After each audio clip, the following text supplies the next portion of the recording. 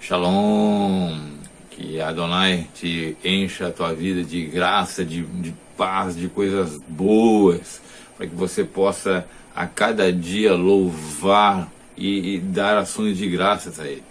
E nesse espírito, nessa alegria que a gente começa mais um vídeo, e o assunto hoje vai ser a tradição judaica, a tradição oral, as tradições do povo judeu nos textos do então chamado Novo Testamento.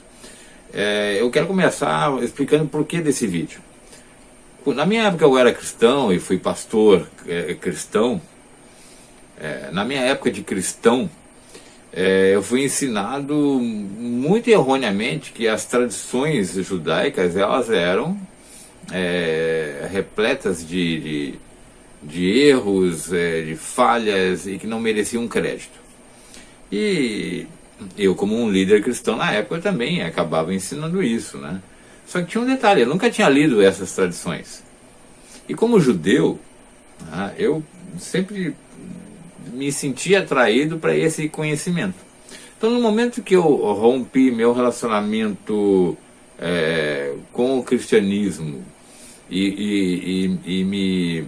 Então, no momento que eu deixei o cristianismo e me dediquei ao judaísmo, sem deixar de crer no então chamado Novo Testamento, eu comecei a estudar muito mais profundamente as tradições judaicas, porque eram as minhas tradições, por assim dizer, e a gente começa a perceber, na própria leitura, né, que o cristão ele não tem esse hábito em geral, né? Ele lê o texto e às vezes passa rapidinho por aquele texto, né? Então vou dar um exemplo aqui. Quando Paulo, né, ele diz lá, né, que uma rocha seguia Israel, e ele diz assim, essa rocha era o Messias. Ele está usando ali, essa rocha seguia Israel pelo deserto. Se as pessoas passarem direto por esse texto, elas vão simplesmente, a rocha é o Messias. Pronto. Mas o que Paulo está falando ali? Ele está relatando, ele está reportando algo sobre uma rocha que acompanhava Israel pelo deserto, que era a fonte de água para ir nessa travessia. Da onde que Paulo tirou isso? Você poderia se perguntar. Qual é o embasamento de Paulo? Isso está na tradição judaica, sobretudo no livro de Enoque, né? Quando também a gente vê lá no texto do mesmo Paulo, falando aos Coríntios no capítulo 11, sobre o dever da mulher usar o véu nas orações, ele tem uma frase que ele diz assim, por causa dos anjos. Você poderia se perguntar assim, eu não entendi, por que tem a ver ela usar véu sobre a cabeça por causa dos anjos? Ele está dizendo que os anjos estão ali e não vão concordar, não vão aceitar aquele tipo de conduta. Mas de onde que Paulo tirou isso? Ele não poderia inventar algo, né? Também faz parte da tradição judaica e dos conhecimentos judaicos. Então, notem que o próprio Paulo, e não só essas duas passagens, muitas passagens, eu vou ler algumas, ele usa esse conhecimento da tradição judaica para endossar, vamos dizer assim, para canalizar um ensinamento que ele quer dar nas suas cartas. Então, o próprio Paulo, que é considerado como um dos grandes apóstolos, ele usa a tradição judaica nos ensinamentos dele. Então, é necessário que aquele que estuda as Escrituras tenha também esse conhecimento. Então, é preciso que a gente entenda o que é a tradição judaica e se ela é confiável, vamos dizer assim, ou não, né? E você vai ver que sim. E como que ela permeou, como é que ela se infiltra no Novo Testamento de tal maneira que o cristão não percebe, né? É por isso que tem que ter esse conhecimento, né? Por exemplo, uma das coisas que nós temos por prática, como judeus, é o dever de nós lermos pelo menos uma parte da Torá por dia, uma parte da Torá, uma coisa que nós temos por prática como judeus, um dever de nós lermos uma página do Talmud por dia. E se a gente ler uma página por dia do Talmud, ele vai levar 7 anos e meio para ler todo o Talmud. É um conjunto de 63 volumes de escritos formidáveis, maravilhosos, com uma riqueza de conhecimento tremenda. E é sobre esse assunto que eu gostaria de trabalhar com vocês hoje aqui, né? A gente discutir no vídeo e a gente aprimorar, e também no Novo Testamento citando algumas partes, tá? Então, eu fiz algumas anotações aqui de pontuais, né? Onde a gente já percebe claramente a tradição judaica no Novo Testamento, sem ser exaustivo, ou seja, eu não concluo aqui todas as passagens, eu só cito algumas, já vão ser várias para vocês terem uma ideia, mas apenas vocês se consolidarem de que os apóstolos eram judeus, os primeiros redimidos, milhares de primeiros redimidos eram judeus, e o conhecimento deles dessas tradições era comum. Eles sabiam dessas tradições. Então, quando Paulo, Pedro, João escreve alguma coisa nesse sentido, usando as tradições, ele está se dirigindo a um povo que já conhece essa tradição. Quem não conhece mesmo são os gentios, são os cristãos gentios que não têm esse conhecimento. E aí, ao longo da história, nós vamos ter uma divisão, né, dos judeus que confiam em Yeshua como Messias e os gentios que confiam em Yeshua como Messias. Só que esse grupo aqui, ele mantém, né, os judeus messiânicos, eu sou um judeu messiânico, eles preservam todo o conhecimento milenar do judaísmo. E os gentios, eles vão cada vez mais se distanciando desse conhecimento. Então, quando chega lá a partir do 4º século, que é um assunto para outros vídeos, existe um rompimento até mesmo com os primeiros cristãos que existiram, os primeiros gentios cristãos, ou seja, o que eu estou afirmando aqui? Que o cristianismo do 1º século é totalmente diferente do cristianismo que surge a partir do 4º século, que é o que vigora hoje. Por quê? Porque o cristianismo que vigora hoje, ele está fundamentado naquele concílio de Niceia instituído, chamado, convocado por um pagão, que era o imperador Constantino, que impõe ali o seu paganismo disfarçado dentro do cristianismo, que absorve e trata como se fosse uma verdade absoluta, tá? Mas vamos lá. Dentro da visão judaica, nós temos duas Torá, vamos dizer assim, né? A Torá escrita e a Torá oral. A Torá escrita nós chamamos de Shebe Irktav. E a oral nós chamamos de Shebe Alpê, tá? O que significa isso? Como é que surgiu essa Torá oral? A Torá escrita todo mundo sabe que está nas mãos de todo aquele que teme a Deus, né? É o Gênesis, Êxodo, Levítico, Números e Deuteronômio. Essa é a Torá escrita, né? Aquela que a gente diz que é a Torá de Moshe, de Moisés. Só que existem detalhes na Torá escrita que, quando a gente lê, até mesmo com muita dedicação, a gente percebe que falta alguma instrução maior para se cumprir aquele mandamento. Porque ali diz alguma coisa, mas não diz detalhadamente. Por quê? Porque é na Torá oral que vai dar como se cumprir detalhadamente aquele texto ali. E ela é baseada na própria Torá escrita, que diz que Moshe passou as instruções para... Moisés passou as instruções para Yehoshua, que é o Josué. Josué passou para os anciãos, e depois vieram os profetas, e que tinham conhecimento. E aí, quando nós vamos chegar na Era Comum, né, ou seja, lá pelo ano 200, lá vai alguma coisa, 200 depois do ano zero da Era Comum, ou seja, depois do advento do Messias, nós vamos ter essa Torá oral, ela corre o risco de se perder. E aí, um rabi resolve, né, um rabino, ele resolve então pôr no papel, né, escrever a Torá oral, mesmo que era contrário àquela decisão que havia sido tomada alguns centenas de anos antes. Porque ele temia, o povo judeu já estava espalhado pelo mundo inteiro. Então ele resolve escrever a Mishnah que nós falamos, né, que é a repetição da Torá.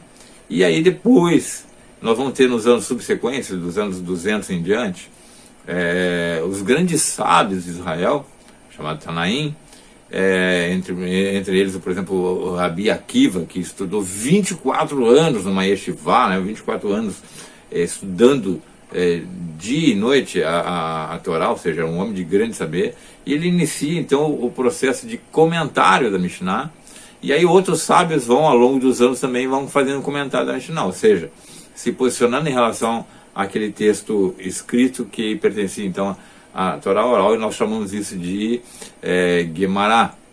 Então nós vamos ter a Mishnah e a Gemara juntas nesses volumes, que constituem então o Talmud. E é muito interessante conhecer o Talmud. Eu digo para você assim, ó, é lindo. Os textos do Talmud são lindos. Você cresce em aprendizagem, você abre os olhos. Quando você lê um texto na Torá e você lê o Talmud ali paralelamente, você tem um entendimento muito maior ainda do que está escrito ali.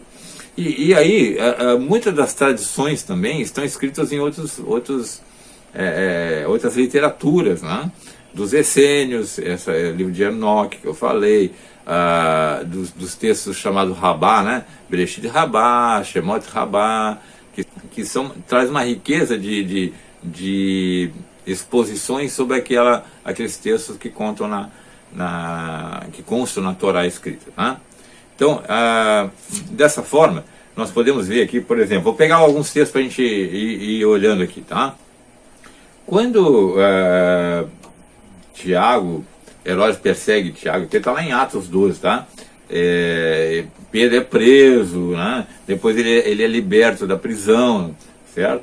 E ele vai até a casa onde estão reunidos os convertidos, né? Judeus, preste bem atenção que eram judeus, tá? E aí o que acontece? No versículo 15, no versículo 15 é assim, o Pedro bate na porta lá, né? E aí a serva que atendeu lá, a criada, né? Ela corre chamando Rod, e diz assim, olha, reconhecendo a voz de Pedro, ficou tão alegre ficou, que nem o fez entrar, mas voltou correndo para anunciar que Pedro estava junto do portão, estava ali. E eles, né, os discípulos disseram assim, eles disseram, estás louca? Ela, porém, persistia em afirmar que assim era. Então disseram, é o seu anjo. Como assim? O anjo de Pedro? Da onde eles tiraram essa ideia, né? Citado no Talmud. Mas olha só que interessante. Se tinha a ideia de que os anjos acompanhavam o homem até mesmo quando ele ia no banheiro. Então, quando havia anjos associados àquela pessoa, essa era a visão da tradição. Então, olha só, continuando na tradição, tá? Só eu, Daniel, tive a visão, pois os homens que estavam comigo não tiveram a visão. Em vez disso, um grande pavor tomou conta deles. Daniel 10:7, lembra dessa passagem? Se eles não viram nada, por que ficaram aterrorizados? Porque, embora não tivessem visto nada, o anjo da guarda deles viu tudo. Rabiná disse, isso prova que quando uma pessoa fica aterrorizada e não sabe qual motivo, é porque o seu anjo da guarda viu algo, mesmo que a pessoa não tenha visto. Isso está escrito em Sanhedrin 94a. Ou seja, a ideia na tradição judaica é que existe um anjo, sim, que nos guarda. E ele nos acompanha, ou ele nos antecede, ou nos precede, né? Então, quando nós estamos lendo Atos 12, aqui no versículo 15, é o seu anjo, que eles dizem, eles não estão criando algo novo no Novo Testamento, eles estão citando uma tradição judaica, que diz, olha, toda pessoa tem um anjo que lhe cuida. Então você não deve ter visto Pedro, deve ter visto o anjo dele, o anjo que o guarda, conforme as nossas tradições nos ensinam. É isso que eles estão citando aqui. Vamos pegar outro texto que para você ver como vai interessando, né?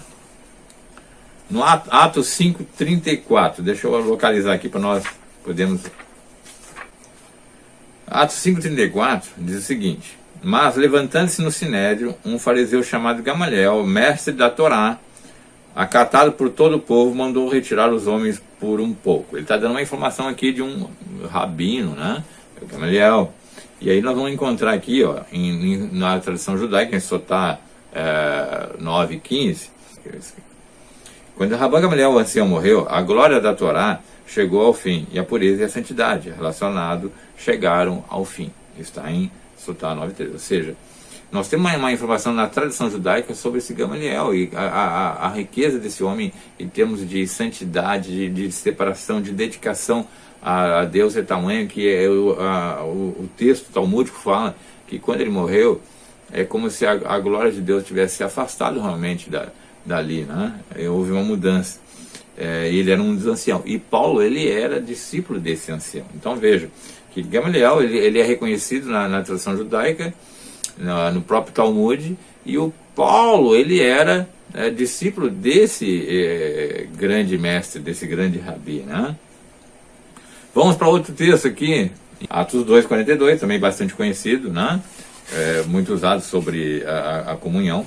E perseveravam na doutrina dos apóstolos, na comunhão, no partir do pão e nas orações, né? Um texto bastante conhecido, né? Então, se nós pegarmos esse também texto e olharmos ele à luz da tradição judaica, nós vamos entender o que era essa comunhão, essa perseverar na doutrina no partir do pão.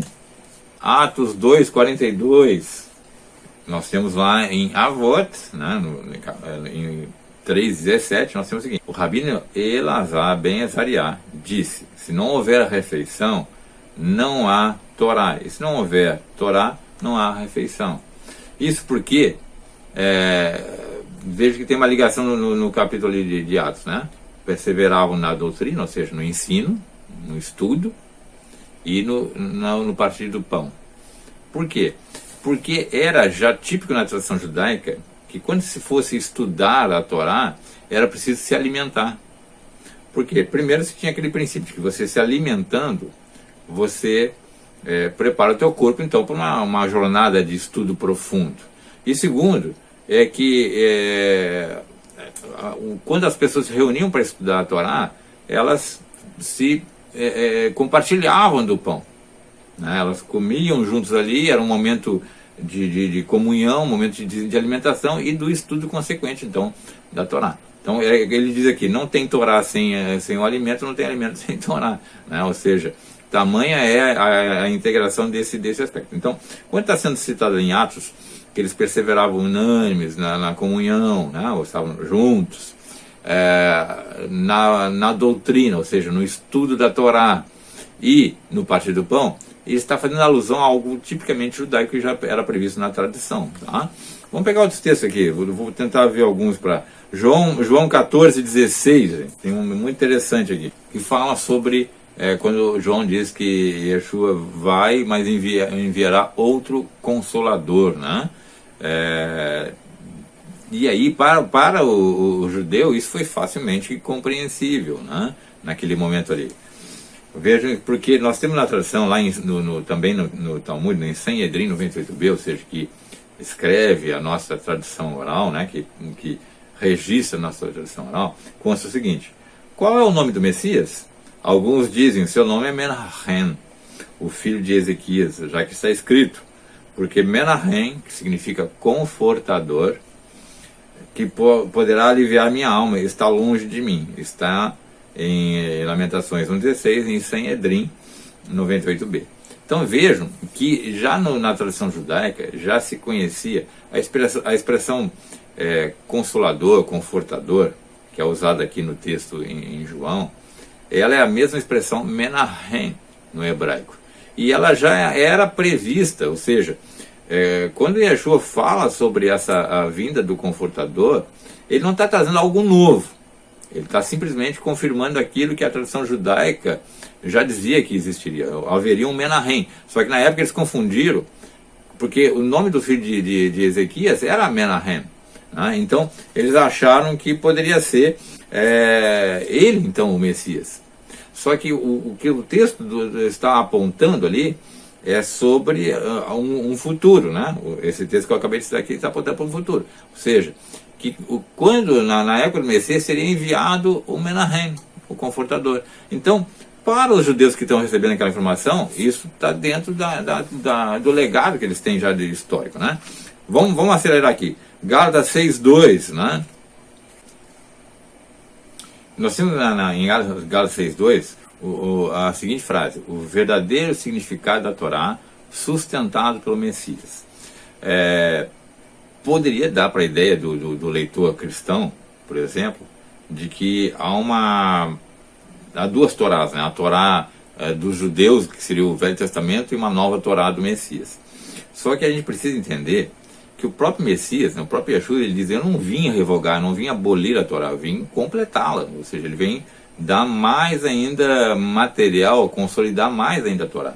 Então, quando o verdadeiro significado da Torá é sustentado pelo Messias, nós vamos encontrar também amparo, né? Quando Paulo está escrevendo isso, ele está usando também um conhecimento que ele tem da tradição judaica, né? Então vamos lá. Os rabinos ensinavam que a Torá continuaria a existir no mundo por vir. E é Eclesiastes Rabá 2.1 que diz isto, né? Embora alguns dos rabinos eram da opinião de que seriam feitas inovações na era messiânica. Isso está em Gênesis Rabá 98.9. Então olha só que interessante. Os rabinos ensinavam que a Torá continuaria a existir no mundo por vir. Está em Eclesiastes Rabá 2.1. E alguns dos rabinos, eles eram da opinião que seriam feitas inovações na era messiânica. Está em Gênesis Rabá 98.9 e em Levítico Rabá 9.7. Ou seja, quando nós temos ali Yeshua como Messias fazendo inovações na Torá, né, ele não está anulando a Torá anterior, ele está completando ela. Por isso que ele diz: eu não vim abolir, eu vim completá-la. Essas inovações não são algo, vamos dizer assim, extraordinário no sentido de que não era do conhecimento dos judeus. Os judeus sabiam disso porque a nossa tradição já dizia que na era do Messias haveriam inovações na Torá. Eram necessárias essas alterações. Vamos para 2 Timóteo 3,15. Em Timóteo, na segunda carta de Paulo a Timóteo, no capítulo 3, nós temos uma passagem bastante interessante. Só porém isso, que nos últimos dias sobrevirão tempos difíceis, pois os homens serão egoístas, avarentos, jactanciosos, arrogantes, blasfemadores, obedientes aos pais, ingratos, irreverentes, desafeiçoados, implacáveis, caluniadores, sem domínio de si, cruéis, inimigos do bem, traidores, atrevidos, infatuados, mais amigos dos prazeres que amigos de Deus, tendo forma de piedade, negando entretanto o poder, foge também deles, né? Aí nós temos esse texto e nós podemos dizer: o Paulo está fazendo uma profecia ou ele tem esse conhecimento prévio, né? Então olha só que interessante. Agora eu vou ler o Talmud, tá? Que registra a nossa tradição. Então, na trilha do Messias, a Hutzpah, a insolência, irá se multiplicar e a honra desaparecerá. A vinha dará o seu fruto, mas o vinho custará caro. O governo se converterá em minutos, que é heresias. E o estabelecimento do ensino se prostituirão. A Galiléia será destruída e Golã, que são líderes, né, em hebraico, devastados. O povo da fronteira vagará implorando, mas ninguém terá misericórdia deles. A sabedoria dos mestres da Torá se degenerará. Aqueles que temem o pecado serão desprezados, e a verdade irá desaparecer. Jovens trarão vergonha aos idosos, e idosos abusarão de crianças. Pois o filho despreza o pai, e a filha rebela-se contra a mãe. A nora contra a sogra, os inimigos do homem são os seus próprios familiares. O semblante dessa geração é como o semblante de um cachorro, sem vergonha. Um filho não terá vergonha, nem mesmo diante do próprio pai. E em que então poderemos confiar? Em nosso Pai que está nos céus. Está lá em Sotá 9,15. Então, o Paulo estava utilizar desse material para expor essa parte do que ele está escrevendo para Timóteo, né? Então, vejam que ele está lançando a ideia do futuro, mas baseado num texto que ele já tem em mãos, é uma tradição que ele já tem em mãos, né? Que é bastante profética, né? Do que está acontecendo. Vamos ver outro texto, Hebreus 3, né? Então, existem muitas passagens. É interessante, por exemplo, o João usa muito a expressão luz, né? E também nós temos Tiago, o pai das luzes. Nós temos que nós somos luzes, filhos da luz. Essas expressões são expressões dos essênios, que também fazem parte da cultura judaica. Então é interessante que quando se lê o Novo Testamento, se tenha um conhecimento desse material também, para que se possa entender que não é para o povo judeu que está recebendo aquela informação naquele momento histórico, que está sendo escrita aquelas cartas, aqueles livros, não é necessariamente uma novidade, mas está em profundo relacionamento com textos das tradições judaicas já existentes, e até mesmo depois corroborado por textos posteriores que serão escritos, né? Então é fundamental que se conheça a tradição judaica, que se conheça a Torá oral, se conheça o Talmud, né, a Mishnah, a Gemara, porque são fontes de uma riqueza de sabedoria tremenda, que ajudam até mesmo o leitor do Novo Testamento a entender que aqueles textos fazem sentido para o judeu, que inclusive tem esse conhecimento. Tá? Então, a fonte de sabedoria é tremenda e é extremamente relevante estudá-la. Esse é meu conselho. Tá? A gente continua, porque é muito extenso esse material, mas a gente para aqui e a gente pode continuar em outras oportunidades. O que eu espero é que Adonai te abençoe e ele te desperte para adquirir esse conhecimento, que é muito importante. Até mais.